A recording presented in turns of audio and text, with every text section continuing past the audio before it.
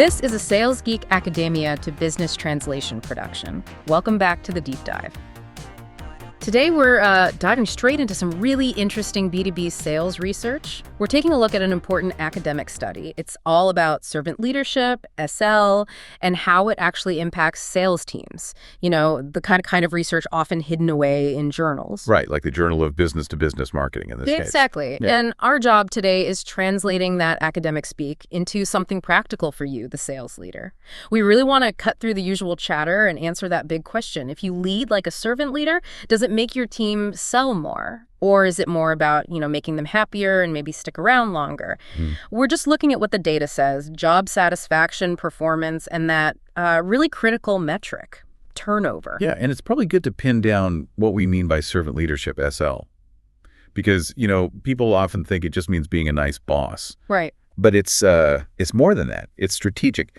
It's described as an other-oriented approach.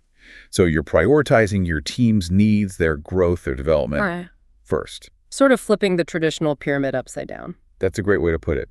The leader positions themselves as supporting the team, not the other way around. I like that idea. Makes the manager the provider of service, not the receiver. Precisely.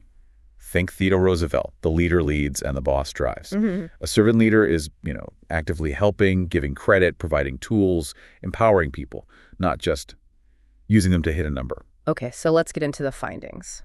This research seems pretty clear that SL isn't just some fluffy concept. It has real positive effects. Absolutely. The first big one is a really strong direct link between SL behaviors and job satisfaction. Okay. So when leaders are authentic, humble, listen well, actively remove barriers, their salespeople are just much more satisfied in their jobs. It's a significant boost. Makes sense. And the second outcome, you mentioned it's maybe even more important long-term. Yes. Self-efficacy.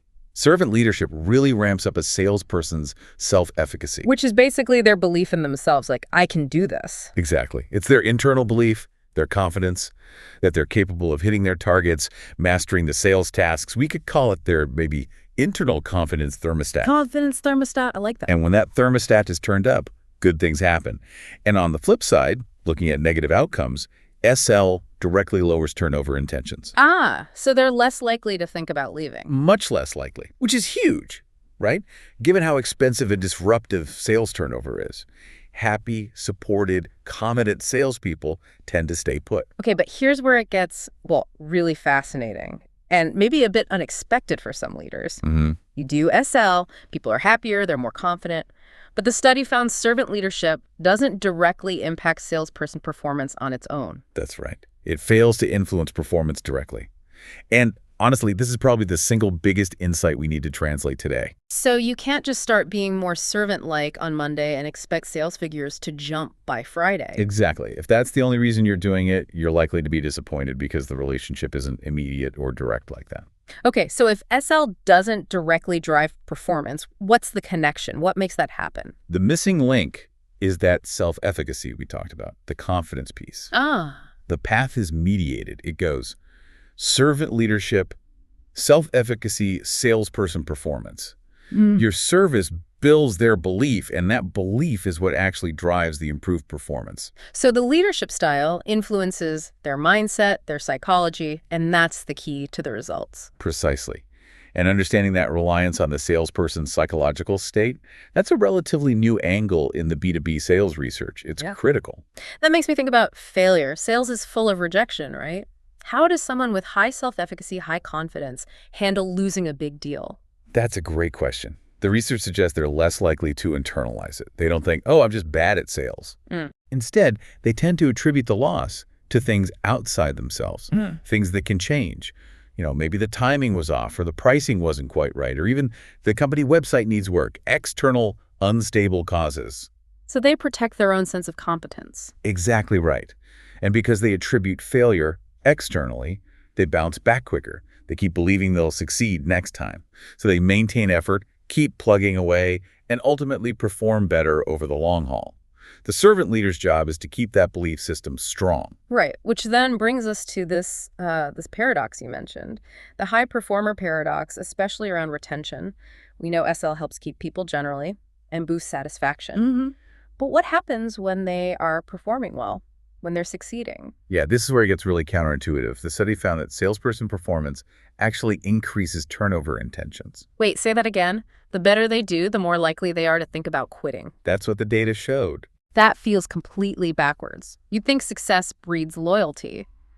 Why would your top performers, the ones crushing quota, want to leave? Well, the thinking is that high performers become very aware of their market value, and quickly. Ah, okay. They start to see opportunities elsewhere, maybe better commission structures, faster promotions, more money.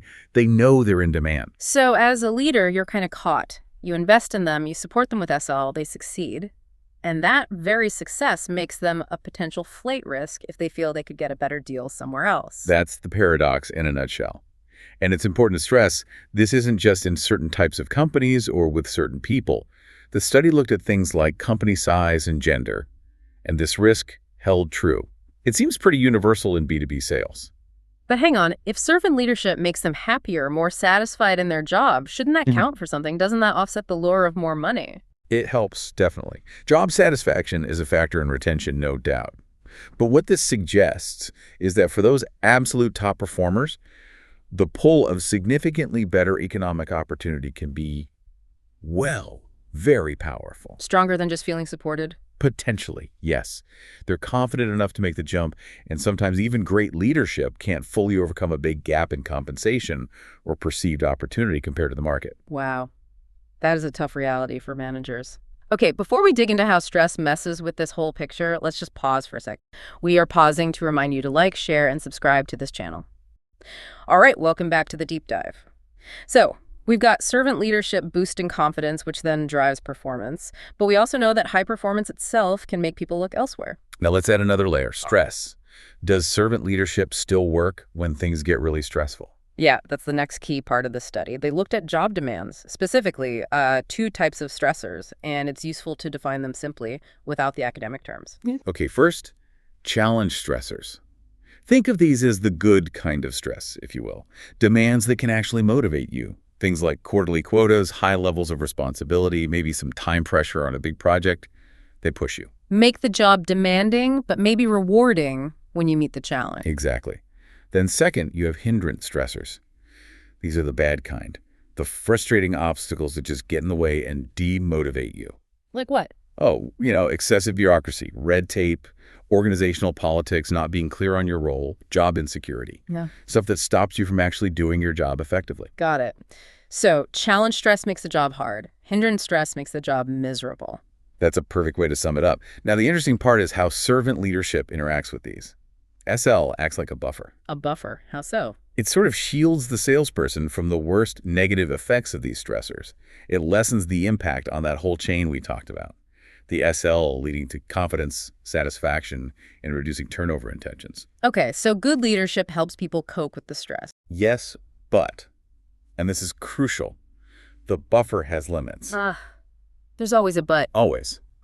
The really nuanced finding here is that servant leadership works well as a buffer against low and moderate levels of both challenge and hindrance stressors. Okay. So a good servant leader can definitely help their team navigate, say, the usual amount of company politics or push through a tough but achievable quarter. Makes sense. However, SL basically fails as a buffer when those stress levels get really high. Fails completely. The buffering effect disappears. So if the job is just excessively stressful, like crushing impossible quotas, combined with constant political battles and endless red tape, just being a supportive servant leader isn't enough anymore. So as a leader, if I'm doing all the right servant leadership things, listening, supporting, empowering, but the actual work environment is incredibly toxic or the demands are just overwhelming, my leadership style alone won't stop people from burning out and leaving. That's the core implication, yes. Yeah. Under those extreme conditions, the negative outcomes, especially turnover, are likely to happen regardless of the manager's best intentions.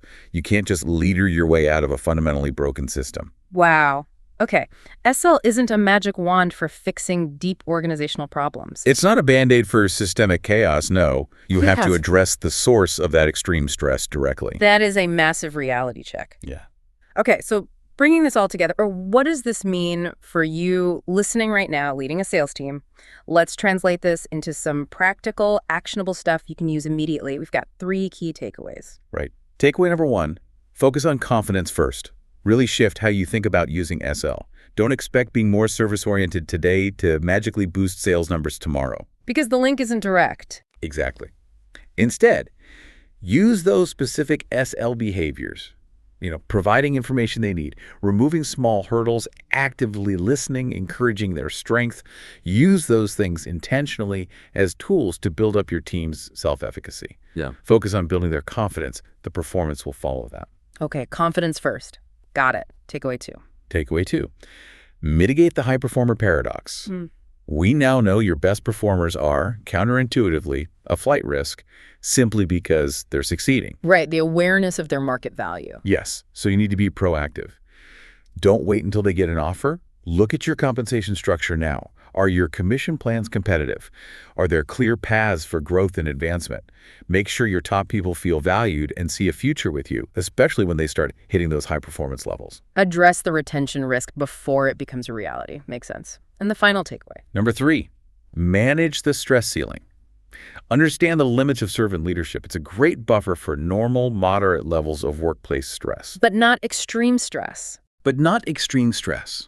So if your team is drowning in high levels of hindrance stressors, crazy amounts of red tape, politics, constant ambiguity, you as the leader have to tackle those organizational issues head on. Your SL behaviors alone won't be enough to stop the negative impact, like burnout and turnover, if the underlying system is the core problem. So it really forces a leader to ask, am I just trying to be supportive within a broken system, or am I actively working to fix the system that's causing the extreme stress? That's the deeper question, isn't it? A truly effective servant leader needs to both build confidence and work to create an environment where that confidence can actually lead to success without burning people out. Fantastic insights. It really clarifies the role of SL. It's powerful, but it's about enabling confidence, and it works best when the broader environment isn't overwhelmingly toxic. Thanks so much for breaking down this research for us. My pleasure. That core mechanism service builds confidence. Confidence drives performance. That's the real nugget to take away here, I think. This has been another Sales Geek Academia to Business Translation production.